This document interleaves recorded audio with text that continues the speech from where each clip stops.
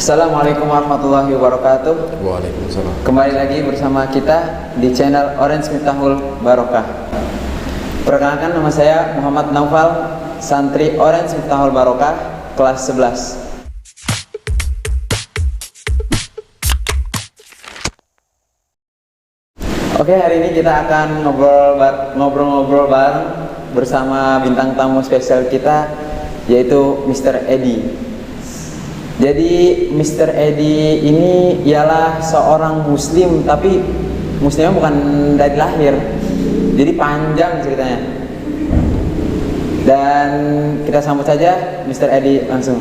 Assalamualaikum Mr. Edi. Waalaikumsalam warahmatullahi wabarakatuh. Bagaimana kabar hari ini? Alhamdulillah, bikhair, sehat. Masya Allah. Gimana aktivitas hari ini Mr. Edi? Cukup santai, tidak begitu banyak aktivitas karena akhir pekan, jadi tak banyak waktu sibuk. Oh iya. Jadi apa benar kalau Mr. Edi ini adalah seorang muslim tapi tidak dari lahir? Ya, karena dari lahir saya dilahirkan itu di keluarga Katolik ya. Bapak Katolik, ibu saya juga Katolik gitu.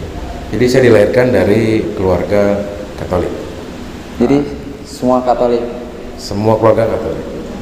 Jadi dikira-kira itu Mr. Edi masuk Islam pada tahun berapa? Saya masuk Islam itu 2011, tanggal 9 Juni 2011. Tepatnya masih sekolah atau lulus? Oh, saya sudah bekerja, tapi melalui prosesnya waktu mundurnya 4 tahun kebelakang ya. Itu sudah mulai serius untuk pencarian keyakinan yang membuat saya lebih yakin. Proses itu 4 tahun. Proses dalam 4 tahun. Asal usul kenapa Mr. Edi ingin masuk memeluk agama Islam itu seperti apa Mr. Edi? Oke. Karena saya dilahirkan dari keluarga Katolik. Jadi saya itu masa SD saya habiskan di Jakarta, di Kelapa Gading. Iya. Lalu di perjalanan waktu itu kebetulan orang tua saya berpisah, lalu kami sekeluarga minus ibu saya, jadi saya dan bapak saya itu diboyong ke Bogor. Kita pindah ke Bogor, jadi saya masih mengalami rumah di Bogor, sekolah di Jakarta. Jadi setiap pagi itu supir saya sudah standby, jam 3:30 itu supir sudah di rumah untuk mengantarkan saya sekolah di Pegangsaan, Kelapa Gading, rumah di Bogor. Jadi jam 6:30 gitu saya sudah berada di sekolah. Nah, lalu ketika saya masuk SMP, itu papa saya punya pemikiran lain. Jadi saya tuh disekolahkan di asrama tadinya, asrama Katolik. Hanya saja beruntungnya ketika mau diasramakan, adik saya dari pernikahan bapak saya yang kedua mau lahir gitu. Jadi saya nggak jadi masuk asrama anak nakal. Lalu selang berganti waktu beberapa bulan, sudah waktunya tahun ajaran baru, ternyata bapak saya punya pikiran yang berbeda lagi dan saya dikirim ke Batu Malang, nah, Jawa Timur. Di sana juga sekolahnya berasrama.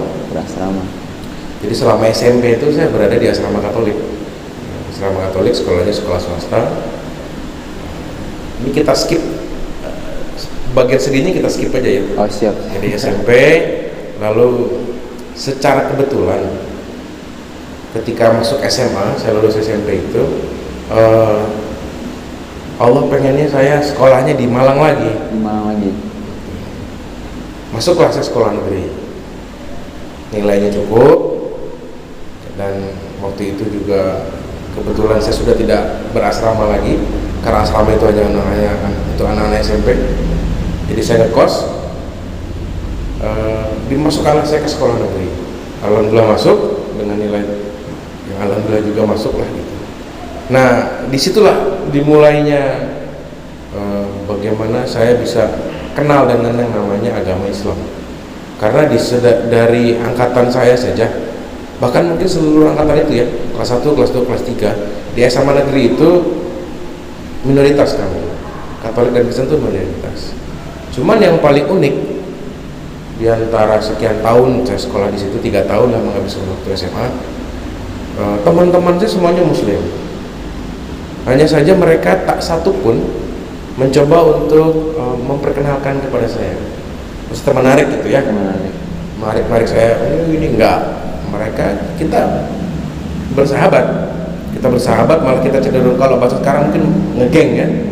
Ngegeng itu laki-laki semua. Bahkan satu geng itu ada sampai 13 orang. Saking kompaknya kita sampai dipisah gitu sama guru-gurunya. Si Edi di kelas 2 ini kelas 1. Jadi nggak dipisah, jadi nggak dibarengin gitu. Bisa. Takut terjadi chaos di sekolah itu, kacau. Kita akur gitu. Nah, uniknya lagi di sekolah saya itu dulu SMA negeri, ketika pembelajaran agama Islam, maka yang beragama non-Islam atau beragama di luar Islam itu, Katolik, Kristen, Buddha, Hindu, kita diberikan waktu dan dipanggilkan guru khusus dan belajarnya di perpustakaan. Kebetulan lagi guru agama Katolik saya, Pak Franz itu karena sering bertemu dengan saya di gereja, karena saya juga termasuk aktif ya. Dari SD, SMP, SMA itu saya termasuk aktif. SD itu saya menjadi putra altar atau misdinar di gereja Santo Yakobus Kelapa Gading. Lalu SMP-nya di sekolah, di gereja dekat sekolah, Yayasan Sang Timur, juga menjadi putra altar misdinar yang selalu menyiapkan keperluan pastor untuk misa. Jadi ketika SMA ketemu lagi gitu, saya tahu kita sering ketemu di gereja, jadi nggak usah belajar agama lebih dalam lagi lah. Terus saya belajar apa, Pak? Udah belajar sejarah saja.